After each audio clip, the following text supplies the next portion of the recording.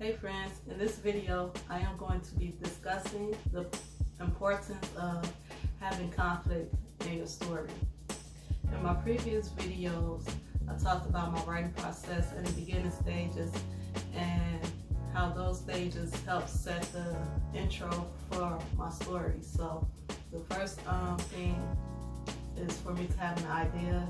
And from that idea I have an outline where I list what I want to happen in the story. The first, second, third, fourth, and so on.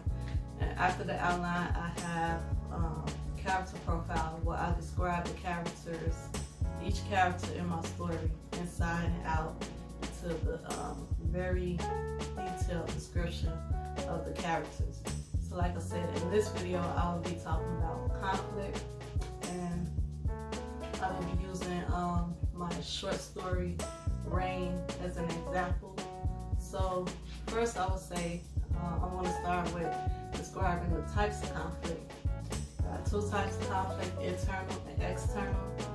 Internal conflict is person versus person. So there's something inside of the character that's preventing them from achieving their goal.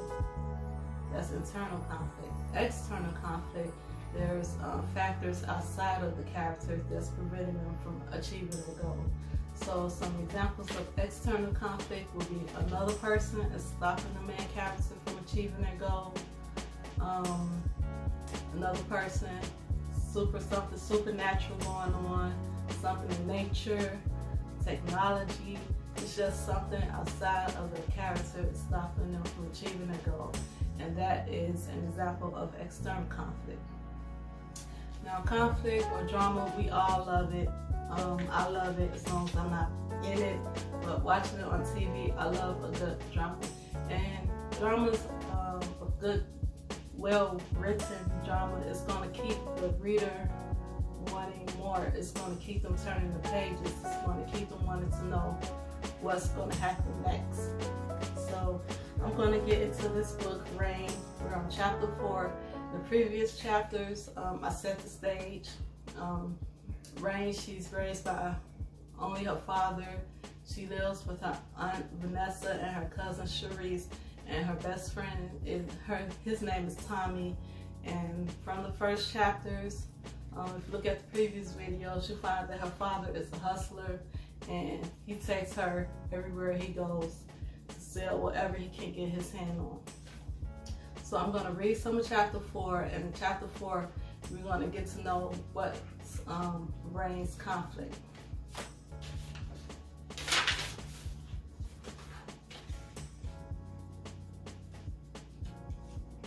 So chapter 4 begins, she's in the living room. Her best friend, which is Tommy, just bought her a pair of gym shoes, and her aunt and her cousin come in and they see the gym shoes. So here we go. Vanessa came in from her daily trip to the corner store a few seconds after Tommy left the apartment. I just saw Tommy. Whatever that boy doing in here, I hope he paying for it. He got me some shoes. Vanessa shrugged. Tell Tommy you need some cash. You got rent to pay. How can I pay rent if I don't work? I'm too young to get a job. Vanessa rolled her eyes as she flopped down beside me on the couch and pulled out a handful of lottery tickets from her purse. You got 2 weeks. Cherise strolled into the living room. She noticed the shoebox right away. Tommy bought those for you? Yeah, I answered. Y'all fucking? Nope, I answered proudly. Proof you can get something from a guy without having sex with him. Girl, those little ass gym shoes ain't shit. Give him some ass, and I'm talking about cars, hair done, shopping sprees. I'm worth more than raggedy cars, clothes, and a new hair weave once a week. Well, you better find out how much you worth before your ass be homeless. Vanessa wouldn't put me out. Cherise laughed. Shit, I put her out, you and your daddy out, because I'm pulling all the weight around here. I just want to go to school and do something good with myself. School takes too long, and just because you go to school and college don't mean you have a good job after it, Cherise continued. I get paid well for what I do. Every female out here getting paid. It's the only way around here. Accept it or find out the hard way. I rubbed my face and eyes in frustration. I shook my head because a part of me felt Sharice was right, and a part of me was never the one for joining crowds. I walked over to the living room window and looked out to see as much as its small dimensions would allow me to see.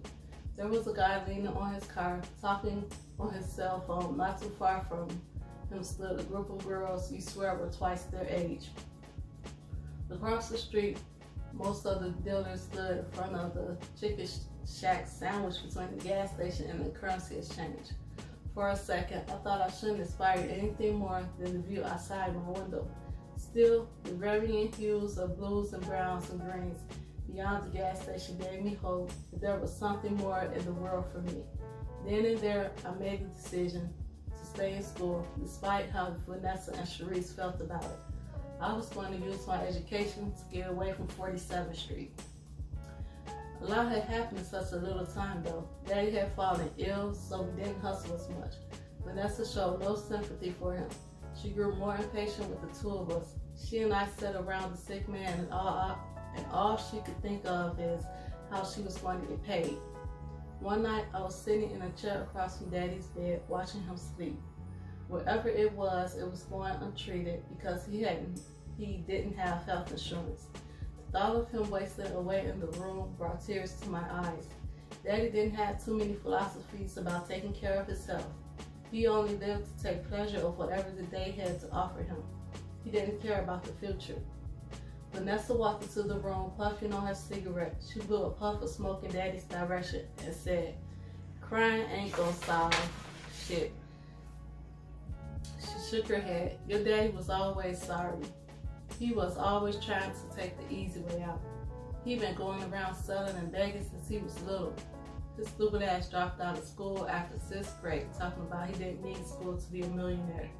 She laughed. Can you imagine a little nigga and nowadays talking about being a millionaire? Shit.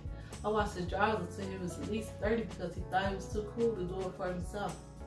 I worked hard to give him money to make sure he was the flyest niggas on the block hustling. I even invested some money in some of his little business ideas. I must have been dumb myself. She looked down on him and blew another puff of smoke in his face.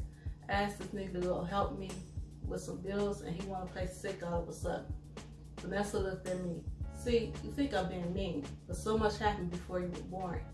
He met your mama and her voice trailed off. And what I asked. Vanessa ignored my question. I guess he think you're different from the rest of us. I mean, I did it and Sharice did it. Hell, you gotta do it too. Vanessa walked out of the room. Come on in the kitchen and talk to Sharice.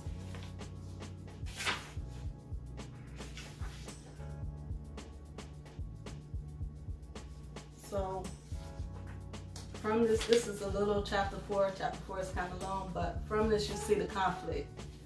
So she was living with her aunt, and her aunt wants her to bring money into the house. She doesn't want her to go to school, and her aunt basically wants Rain, the main character, to hit the streets the way she did when she was her age.